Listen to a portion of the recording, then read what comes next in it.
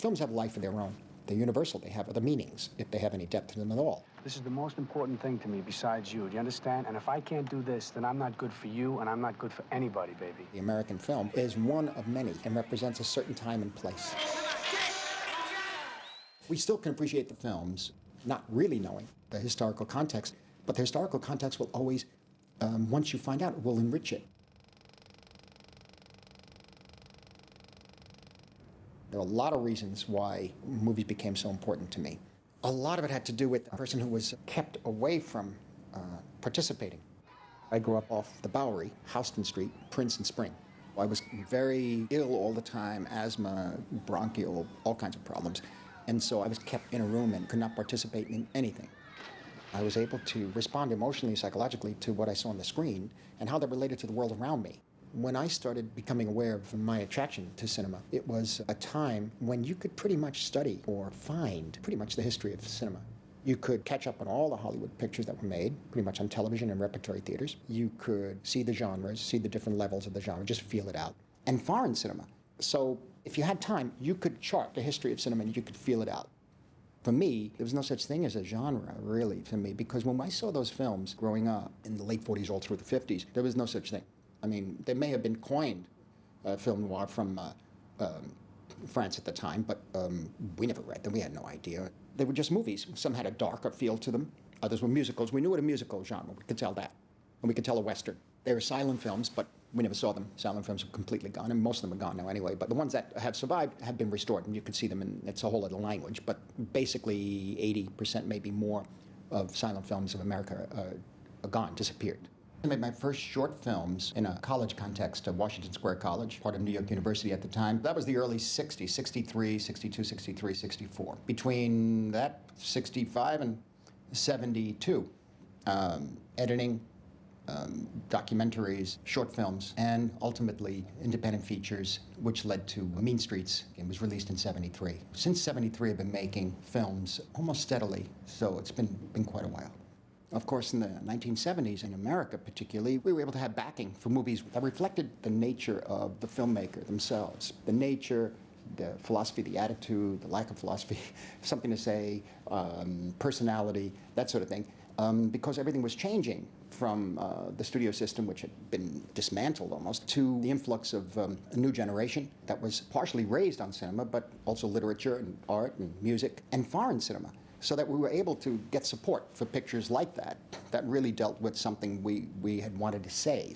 It also came out of the 60s, and the idea of demythologizing, questioning everything and attacking the status quo. And so, naturally, Hollywood also.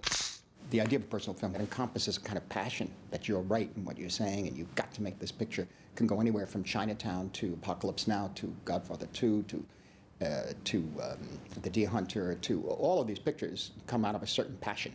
Personal filmmaking. Also now, unfortunately, it's been relegated to what they call independent cinema, so let them say what they want as long as we give them $2 for it. Condescending to young film artists. It's really a bad situation, I think. Again, you have to have something to say, though, I think, in order to continue that kind of filmmaking. Then the burden's on the filmmaker. When the industry turns against that or goes another direction, then there's an extra burden on the filmmaker. Of course, if they want to say something strongly enough, they got to find a way to get it made. It wasn't always easy to get a picture made in the 70s either. Everybody thinks it was very simple. It was not. We were always thinking ways of getting more difficult material, whatever. I mean, we were talking when we did Taxi Driver in 75, it was very hard to get the financing, and we actually thought, I said, let's do it in black and white video. But we felt it wasn't necessarily going to help us with the budget, and the quality wasn't really up to standards at that time. The stars helped. Movie stars / actor, very often it's one and the same thing. But celebrity has to be sold because then the audience knows it's out there and they want to see him or her on screen. So if you could find a filmmaker who could combine interests and passions with one or two actors that the audience likes to see, then you can get financing for the picture. Robert De Niro, Dustin Hoffman, Al Pacino, Robert Redford, Barbra Streisand. These are people, once they sign on to make a picture, the picture's pretty much getting made. And so you could probably get a lot of questionable material, let's say commercially questionable material, made with the power of the film star, actor. As Americans, we had, yes, personal films, but within the existing genres? Do you revise the genres? Do you adhere to the rules of the genre? And this was a tension that was happening all the time. Because Mean Streets, you could say, is in the crime genre in a way. Maybe not. Taxi Driver? What is that? I'm not quite sure. Raging Bull, when it was reviewed, badly I should say, by a number of trade papers, both trades, it's a biopic. They had to find some way to, so is that a biopic did we do? I don't know. The boxing genre was always associated with the underworld genre or the gangster genre because of the corruption in the fight game. A City for Conquest to a certain extent. Golden Boy, Body and Soul, the setup, the boxing scenes and Somebody Up There Likes Me. The Harder They Fall. These were kind of noirs in a way, but they were about the fight racket. Look, you have a contest, you're going to bet on it. It's very simple. If a man is a gambler, a woman is a gambler, you'll look at it's raining in the window and you'll gamble on which drop of rain hits the bottom of the window first. You just bet. The pity of the thing is the athlete, the brilliance and the genius of the athlete in corrupting that. As a kid, boxing was not something that I understood, really.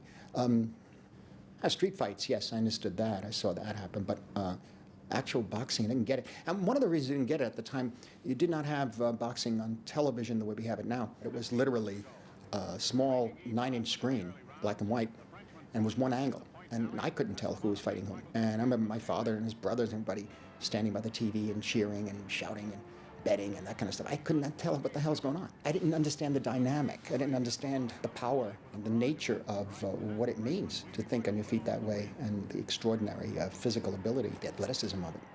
And so I didn't get it. The world's middleweight crown is at stake in Detroit as Jake LaMotta takes on the Frenchman Laurent Dautil in a scheduled 15-round go. I'd heard about Jake LaMotta, that he was an extremely tough fighter from my father and from some of my uncles. And I'd hear some of the older men and some of the